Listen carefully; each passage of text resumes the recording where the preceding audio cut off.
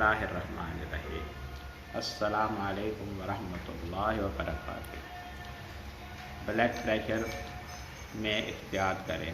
بہت آدمیوں کو بلڈ پریشر آج کل بھائی ہے، تقریباً بہت زیادہ آدمیوں میں چیک نہیں کراتے، ان کو پتہ بھی نہیں چلتا اور بلڈ پریشر ہوتا ہے۔ بلڈ پریشر آدمی کو اندر سے کھا جاتا ہے۔ ہم لوگ سوچتے ہیں 150 60 کوئی نہیں، مجھے کچھ نہیں ہو رہا، کچھ نہیں ہو رہا، کوئی پرابلم نہیں ہے۔ یہ اندر اندر گردے ختم کر دیتا ہے، زیادہ ہو جاتا ہے تو فالج بھی ہو جاتا ہے۔ اس لیے اس میں بہت احتیاط کرنی چاہیے۔ اس میں زیادہ احتیاط کرنی ہے، تیل والی چیزیں نہیں کھانی اور نمک والی چیزیں نہیں کھانی۔ نمک تو بالکل چھوڑ ہی دیں، اور جو آپ لوگ کھانا پکاتے ہیں اس میں بھی بالکل گھی ڈالنا چھوڑ دیں۔ جس کو بلڈ پریشر ہے بغیر گھی والی ہانڈیاں پکائیں۔